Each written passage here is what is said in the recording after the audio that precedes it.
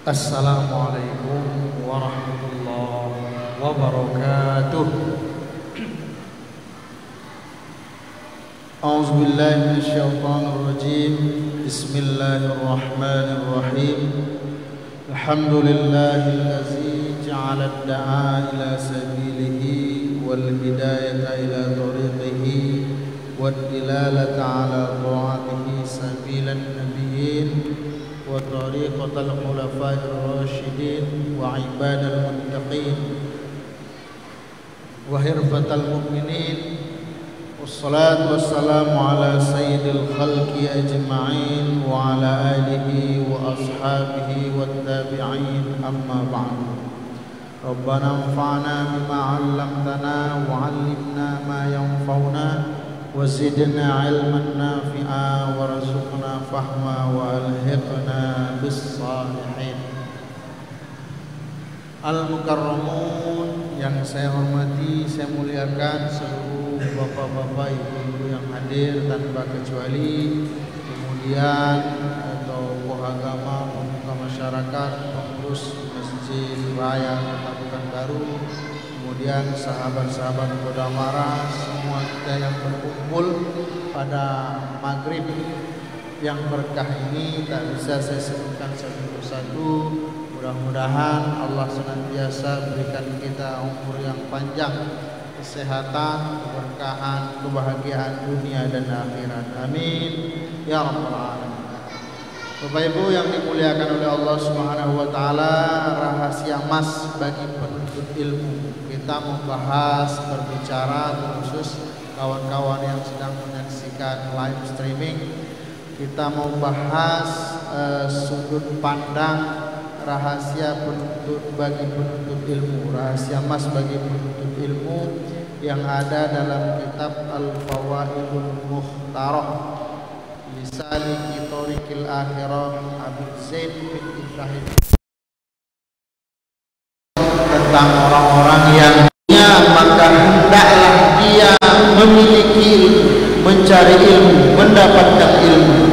Wa man aradal akhirata, maka siapapun yang menginginkan kehidupan akhirat, kebahagiaan akhirat, wa alaihi bil ilmi, maka ia harus dapatkan kebahagiaannya dengan ilmu. Kata Imam Syafi'i, fa innahu muhtaju ilaihi bi kulli minhuma, karena kedua-duanya berhajat dengan ilmu. Maksudnya kemewahan, kebahagiaan dunia dan kebahagiaan akhirat berhajat kedua-duanya dengan ilmu. Itulah sandaran pertama.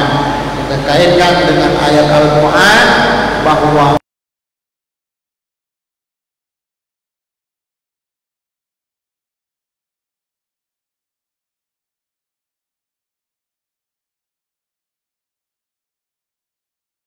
Allah katakan yarfa'illahu alladzina amanu minkum walladzina utul ilma darajat.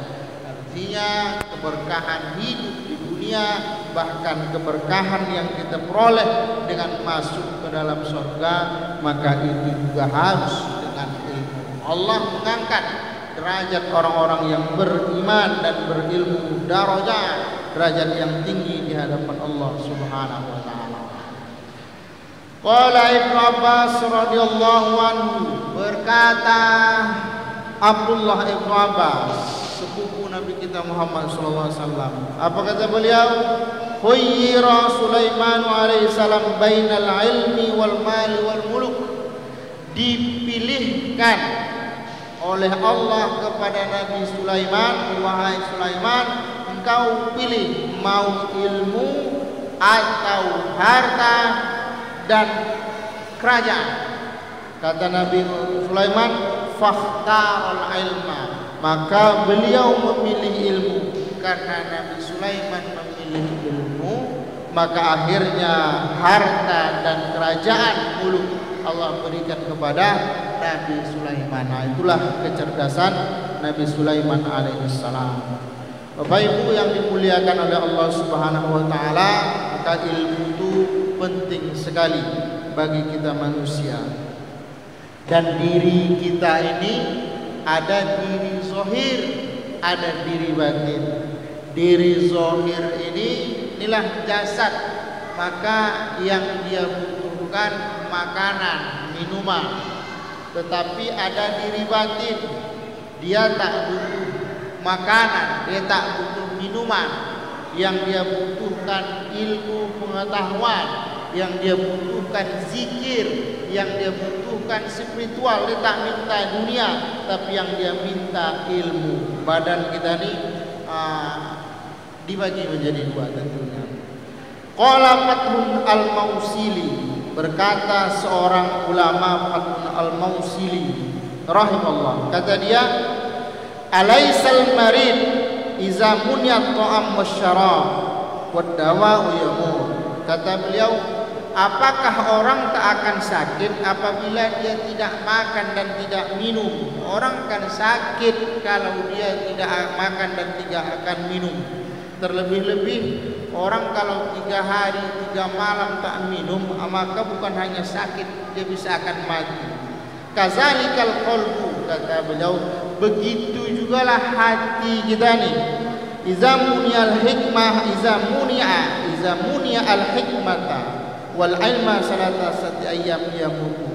Hati kita nih kalau tidak kita isi dengan ilmu pengetahuan, dengan hikmah, maka dia akan mati. Jadi harus berimbang antara kebutuhan lahir dengan kebutuhan batin.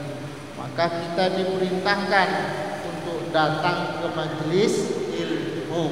Salah satu cara menghidupkan hati adalah hadir datang ke majelis ilmu. Kita yang dekat, yang layak, datanglah, karena salah satu menghidupkan hati kita dengan hadir ke majelis ilmu. Nah, Bapak Ibu yang dimuliakan oleh Allah Subhanahu wa taala, kawan-kawan sekalian, lalu bagaimana cara kita mendapatkan ilmu tersebut? Kata Imam Syafi'i di sini sangat banyak caranya. Sebelum pendapat Imam Syafi'i, maka akan saya sampaikan pendapat ulama yang lain berkaitan dengan ilmu. Man arada ayyahfazal ilma, orang kalau sudah diberikan ilmu, sudah belajar dia, kemudian kalau ilmunya tetap ingin ada di dalam dadanya, maka dia harus menjaga 5 hal. Begitu kata para ulama. Kalau ilmu itu ingin dia berkah, ingin tetap ada di dalam dada, ingin tetap bisa kita praktekkan, maka hendaklah menjaga 5 hal. Ini di dalam kitab yang lain.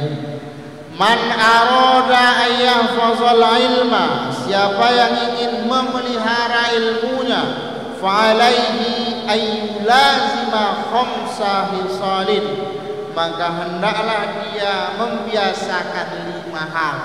Karena kawan-kawan sekalian, Bapak Ibu yang dimuliakan oleh Allah Subhanahu wa taala, kata guru Imam Syafi'i, bi annal ilma nur, ilmu itu adalah nur, wa nurullah la yuhda li'asi, sedangkan nur Allah tidak akan Allah berikan kepada orang-orang yang maksiat. Banyak orang yang berilmu cuma tidak berkah, ilmunya tak berguna, tak bermanfaat untuknya.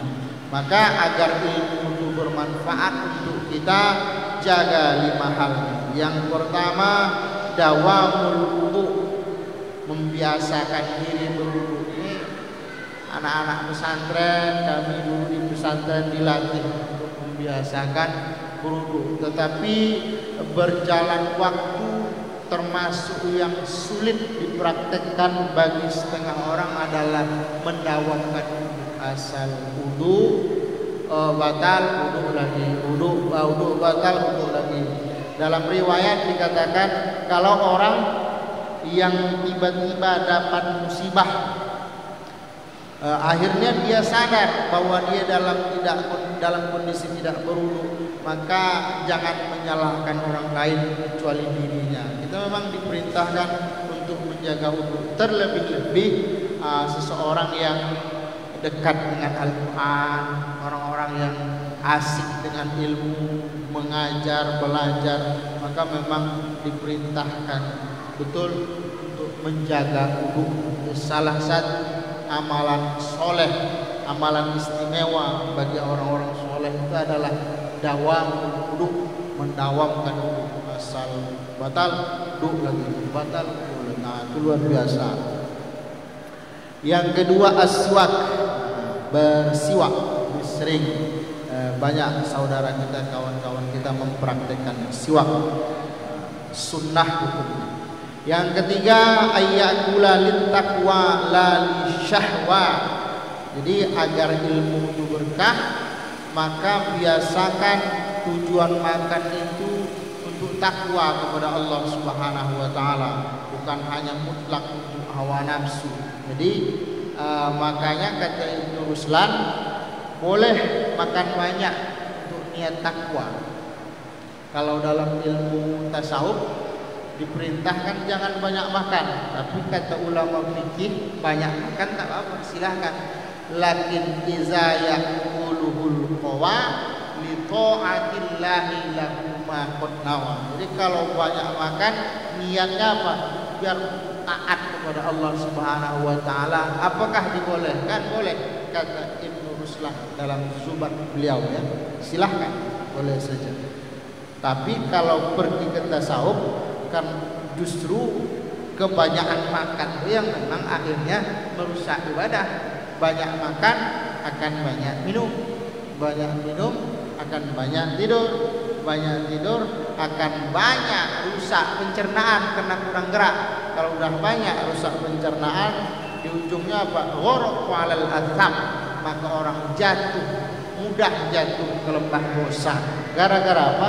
Gara-gara makan. Kalau ke tasawufnya, tapi kalau ke fikihnya apakah boleh? Silahkan saja niat takwa. Maka puasa Ramadan sahurnya digas 2 piring tak apa kan? Karena kita lain makan sahur kan, apalagi buka, tak telah bangkit. Kemudian yang keempat, sholatul laili walau rakaatain. Menjaga keberkahan ilmu itu termasuk sholat malam walau 2 rakaat. 2 rakaat jadilah, tahajudnya 2 rakaat jadilah. Ya ayyuhal muzammil, hai orang-orang yang berselimut, qumil laila, bangunlah malam, kata Allah. Illa qalila, tak banyak yang mau bangun malam. Yang mau bangun malam itu sedikit. Kapan kita harus bangun malam? Nisfahu, pertengahan malam. Kalau tak mau pertengahan malam, awinkus minhu qalila, buat awal malam. Jadi cepat dia tidur, habis isya tidur, kemudian jam 9:30, jam 10 bangun ibadah. Nah, nanti tidur lagi, bangun sepertiga terakhir, sholat witir, masuk dengan sholat subuh. Boleh awal malam. Kalau tidak mau awal malam, auzid alaih, kata Allah, tambah. Masuk tambah itu tidak di awal, tidak di tengah, tapi di akhir. Jadi malam itu dibagi 3, awal malam, pertengahan, akhir. Apa yang dilakukan di sana? Maka kata Allah, warattilil qur'ana tartila, baca Quran dengan tartil. Salah satu ibadah malam itu membaca Quran. Lebih sedikit yang mau bangun malam. Malam yang terbentang luas itu akan pendek kalau kita habiskan untuk tidur. Tidur dia jam 10, bangun dia jam 7 pagi. Dibukanya tirainya itu kan, tidak terasa udah pagi rupanya. Iya pagi, cepat. Kenapa? Karena dia pakai untuk tidur. Coba dia pakai untuk ibadah. Bangun jam 2:30, dari 2:30 atau jam 3 ke subuh, itu waktu yang luar biasa. Makanya sebenarnya kalau kita laca Al-Quran, ibadah malam itu banyak, bukan hanya tahajud. Betul tahajud, wa minal laili fatahajjat bih, bahagian malam isi dia dengan tahajud. Al-Isra 79 itu. Kemudian tadi mengaji, apalagi kata Allah di dalam surah yang lain, di ayat yang lain, wabil ashari hum yastaghfirun, bagian malam itu pakai dia untuk banyak-banyak beristighfar. Orang beriman itu bangun dia tengah malam, apa yang dia lakukan? Yastaghfirun, dia beristighfar kepada Allah. 3. Apalagi di dalam surah Al-Insan, wa minal laili fasjud lahu wa minal laili fasjud lahu wasabbihhu lailan tawila, bahagian malam banyakkan bertasbih, banyakkan sujud kata Allah. Lalu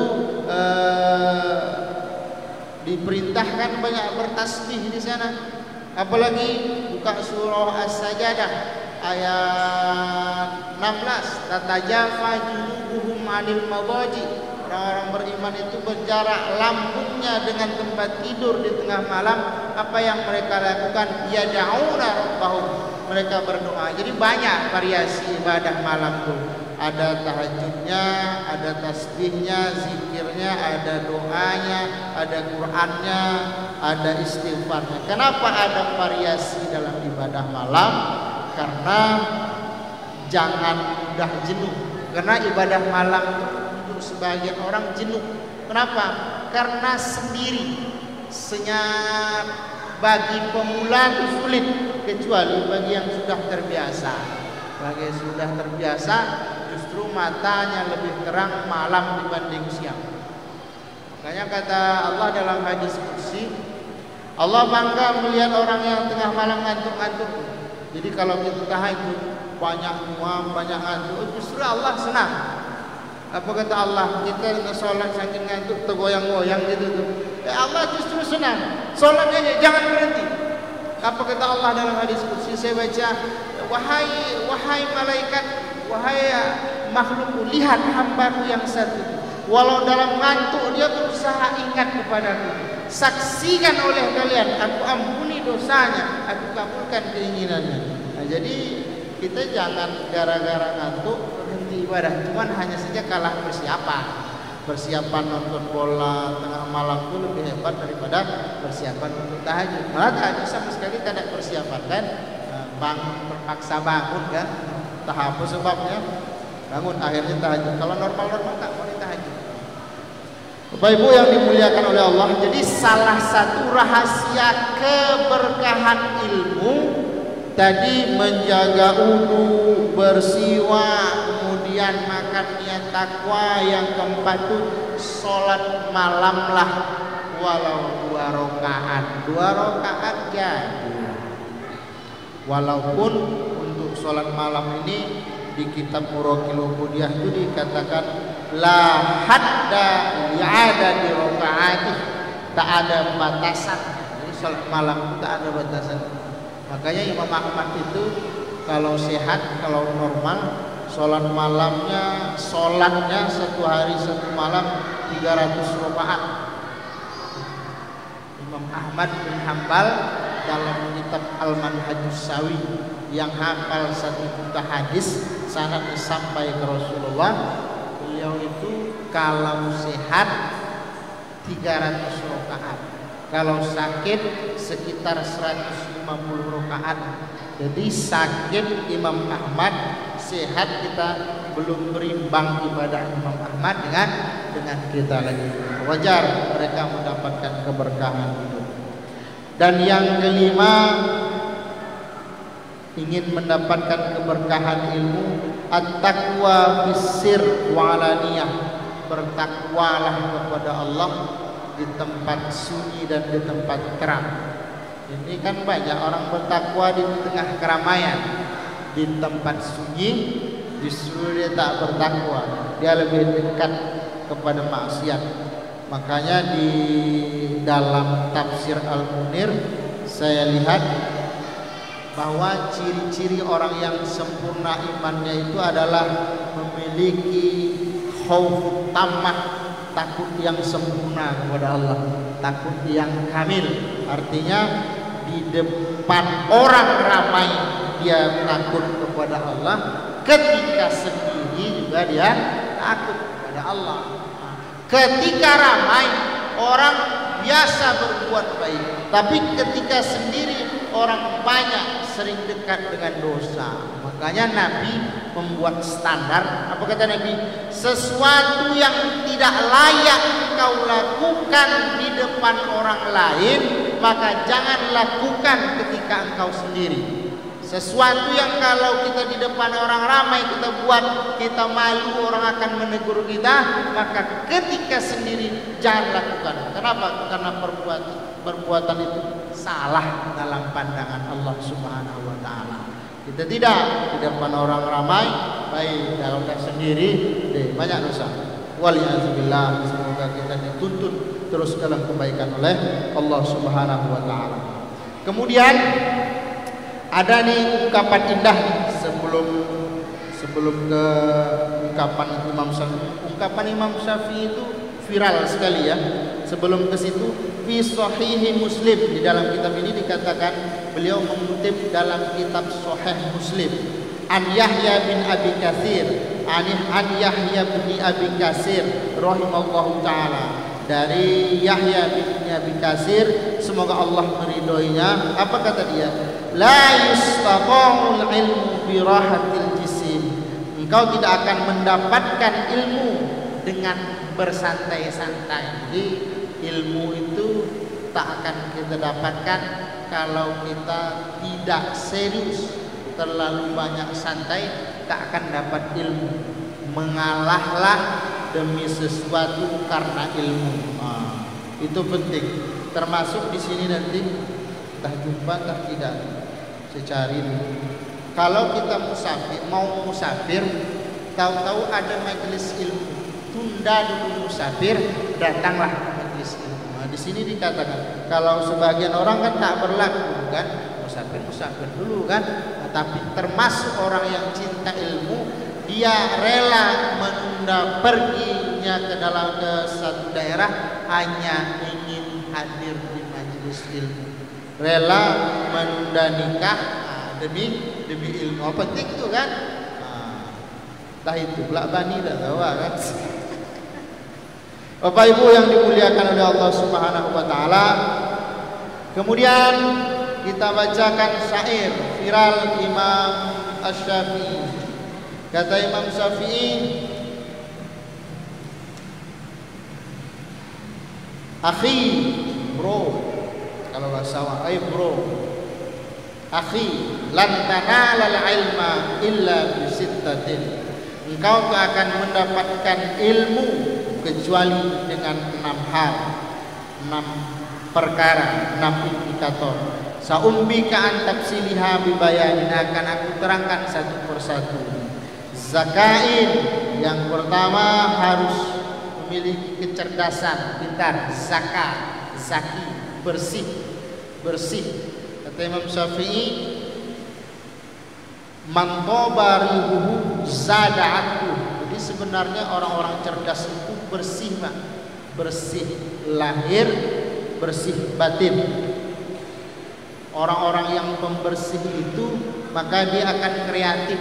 Orang-orang cerdas itu tengoklah kalau di sekolah, di kampus, orang-orang cerdas itu rata-rata bersih. Bukan harus baru pakaiannya, tidak, tapi bersih.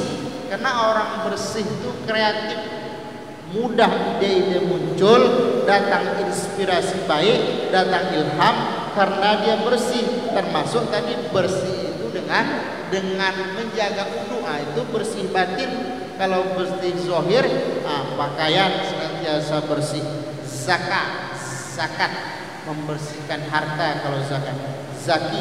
Zakau, bersih, ada yang mengartikan pintar. Orang-orang yang bersih lahir dan batinnya, maka dia akan mudah mendapatkan ilmu. Yang kedua, hiris, kata ulama, asal muasal dosa itu 3. Yang pertama takabur, itu asal muasal dosa. Dosa iblis itu kan takabur. Yang kedua hiris, tamak, rakus, itu dosa Nabi Adam alaihissalam. Kemudian ada namanya hasad. Dengki itu dosa Qabil, cemburu kepada saudaranya Habil. Ini mula-mula maksiat yang ada di permukaan bumi ini. 3 ini maksiat batin. Nah, di antara 3 ini ada hiris, tamak. Tamak terhadap dunia dilarang. Tamak terhadap harta itu dilarang. Tapi tamak terhadap ibadah, tamak terhadap ilmu diperintahkan. Di mana ada majelis ilmu, datangnya. Buku asal ada dibaca, asal ada pengajian, tiba deh cepat. Itu rakus terhadap ilmu bagus, rakus terhadap ibadah bagus.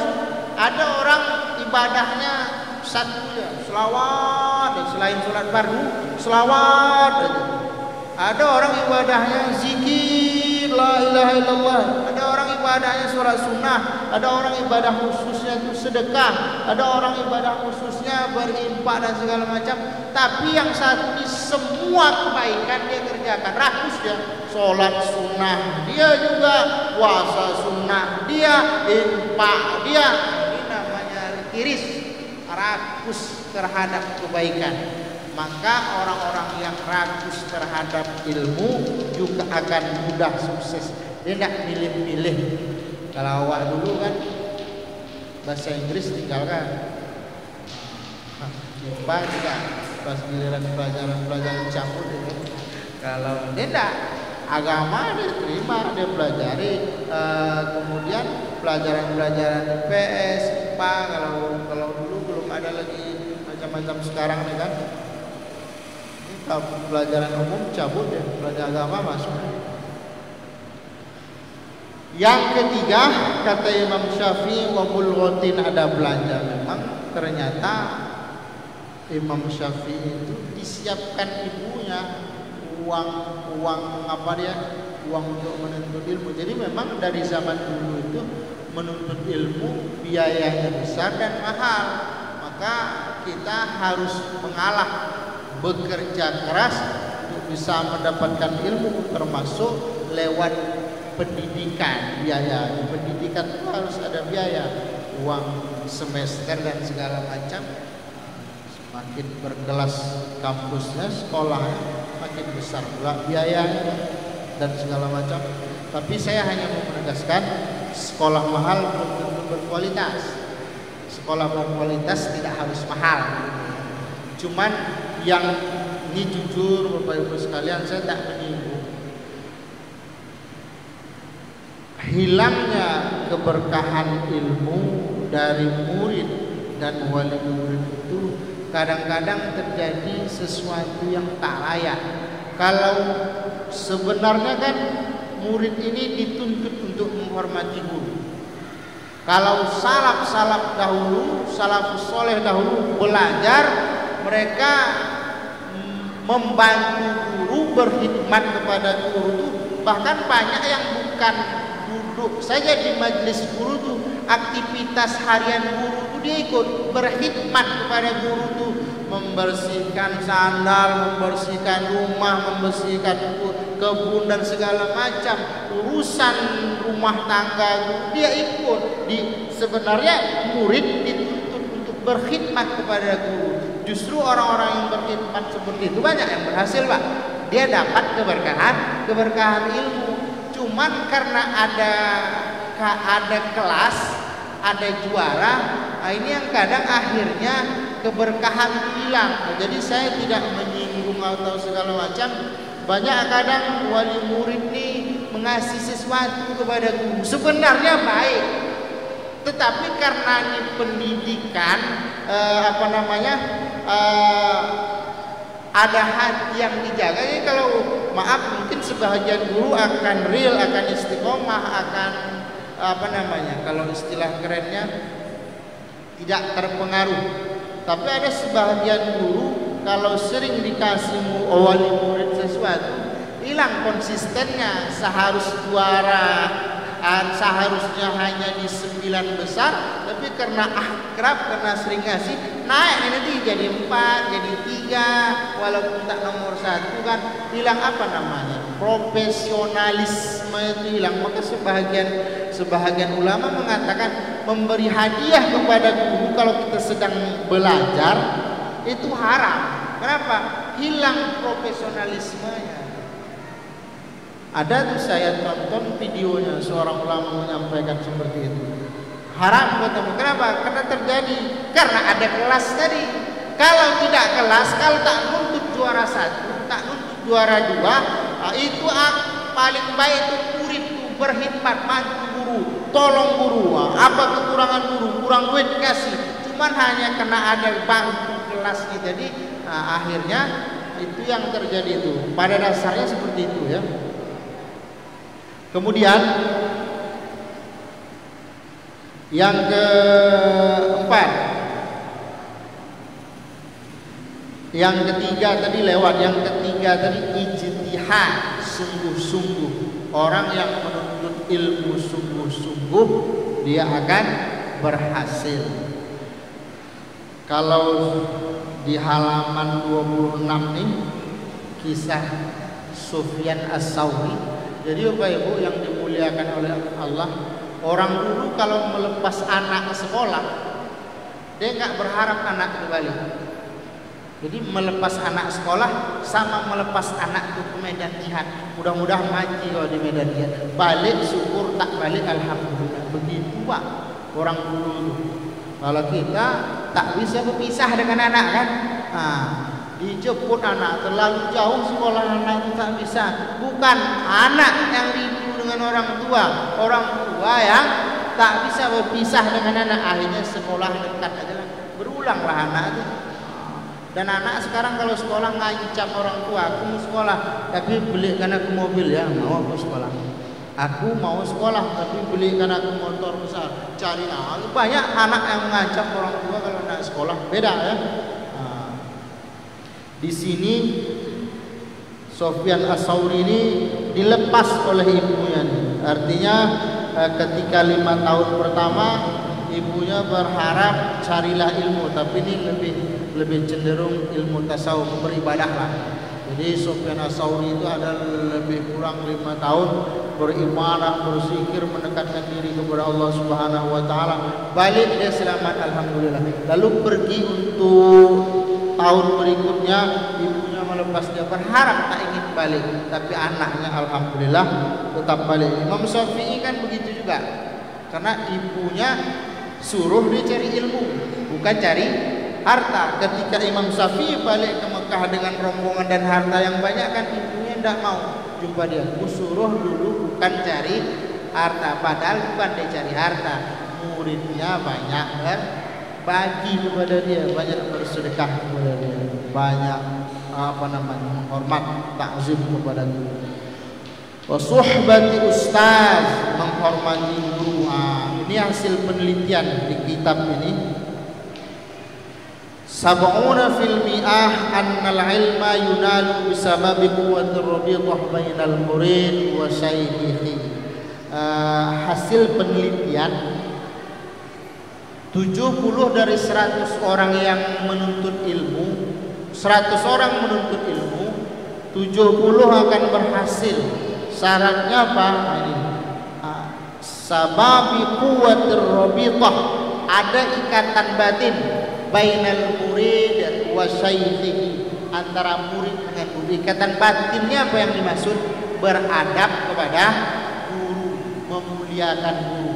Jadi seseorang ketika belajar yang dituntut paling utama bukan kecerdasan, tetapi bagaimana adab dia kepada guru.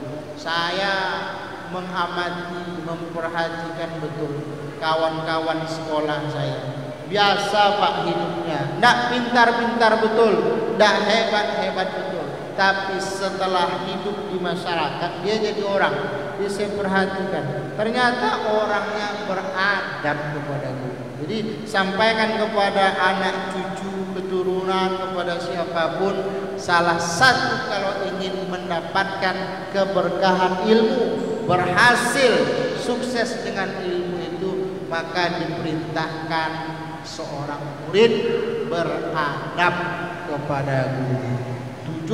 dari 170 dari 100 orang yang menuntut ilmu, maka akan berhasil kalau mereka memuliakan, beradab kepada guru.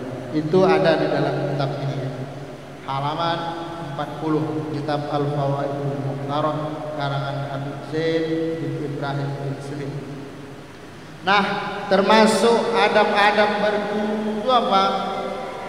Di sini dikatakan kalau di hadapan guru ayyal zimas sukut, hendaklah banyak diam.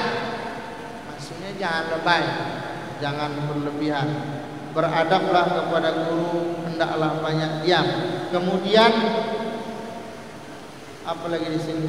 Min adabi ba'dihim, adab murid kepada guru, alla yabsutu ila jihatin fiha sayfuhu, bahwa dilarang meludah ke arah yang di sana ada guru. Jadi sembarang mudah tak boleh juga. Jangankan kepada guru, adab kepada siapa kan memang hai kita dia tuih kita diludahkan, tak beradab. Jangankan kepada kawan-kawan saja tak boleh. Kalau dalam sholat kita kan dilarang yabsuk, meludah arah depan, arah ke kanan. Di luar sholat pun dilarang juga meludah arah kanan, arah ke depan, arah kiblat itu juga dilarang.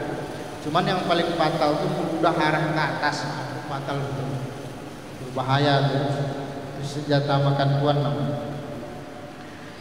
Ayat surah muallimahu bi'ainil ihtiram, hendaklah dia memandang gurunya dengan pandangan kehormatan. Tak boleh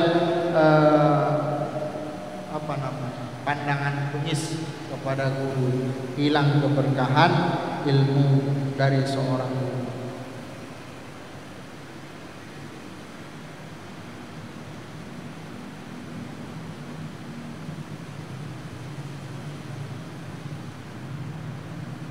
Saya lagi ada adab yang lain, karena memang kunci emas kesuksesan seorang murid adalah beradab kepada guru. Apa yang dilakukan oleh Imam Nawawi? Karena al-Imam An-Nawawi radhiyallahu anhu adalah Imam Nawawi itu iza kharaja lid-darsi, apabila dia pergi belajar menuntut ilmu, la yaqra'a ala sayyi, yang baca di hadapan saya, wa yatasaddaqu anhu fit thariq bima yatayassaru, dan di dalam perjalanan menuntut ilmu itu dia banyak bersedekah agar dimudahkan urusannya oleh Allah Subhanahu wa taala. Dan yang ketiga, wa yaqulu, dia sering mendoakan guru. Jadi termasuk kesuksesan dalam menuntut ilmu, sering-sering mendoakan kebaikan kepada guru. Imam Ahmad itu lebih dari 20 tahun mendoakan gurunya Imam Syafi'i, padahal dia sudah menjadi ulama besar, ulama yang memang viral pada masanya, pada zamannya. Apa kata Imam Nawawi? Allahumma astur anni aiba muallimi hatta la taqwa aini lahu ala naqisatin wa la yuballighuni zalika ahad. Ya Allah, tutuplah dariku kebaikan guruku, tutuplah dariku aib guruku. Jadi Imam Nawawi itu minta kepada Allah agar dia tidak nampak keburukan gurunya. Jadi kita pun dari doa ini kita paham tak ada manusia yang sempurna. Walaupun dia seorang guru, mungkin di sisi lain guru itu lebih, di sisi lain guru itu lemah, tidak kuat, ada kesalahan sederhana. Namanya manusia tak lepas dari dosa, ada aib guru. Jadi Imam Nawawi minta kepada Allah, ya Allah, jangan pernah perlihatkan keburukan guruku, hatta la yaqaini ala naqisatin, sehingga aku tak melihat bahwa ada yang kurang dari guruku, dan jangan sampaikan kepadaku sedikit ahad satu pun jangan perlihatkan. Agar apa? Agar tetap ikramnya, hormatnya kepada guru, tetap berjaga. Karena seseorang itu kalau udah nampak nampak deh ustaz, nampak deh guru besar, orang hebat, nampak kekurangan, kan cemek apalagi dunia digital yang luar biasa kan. Kalau udah nampak seseorang itu melakukan kesalahan, udahlah viral kemana-mana, tak layak seorang guru dan segala macam.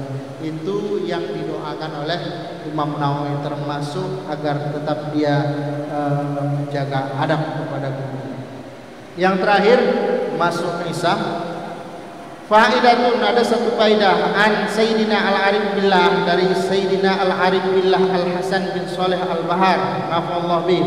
Kata beliau, li fahmil ilmi wal amal bih, agar mudah paham terhadap ilmu, mudah mengamalkan ilmu, wa adami nisyanihi, agar jangan mudah lupa terhadap ilmu itu, taruddu hazin doa, ulang-ulangilah doa.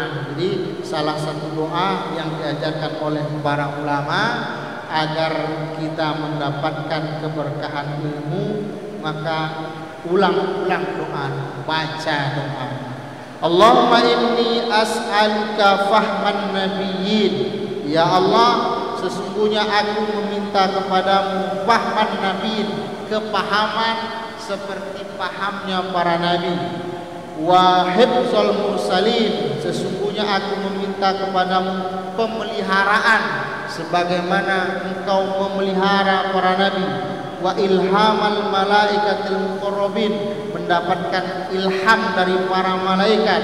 Allahumma ghnini bil ilmi, ya Allah kayakan aku dengan ilmu, wa zayyinni bil hilmi, hiasi diriku dengan sifat lembut, wa akrimni bit taqwa, muliakan aku dengan takwa, wa jammilni bil afiyah, indahkan aku dengan sifat pemaaf, ya arhamar rahimin. Ini bagus nih doa mau belajar, doa ketika di majelis ilmu. Allahumma rzuqna fahman nabiyyin wa hifzal mursalin wa ilhamal malaikatil muqarrabin.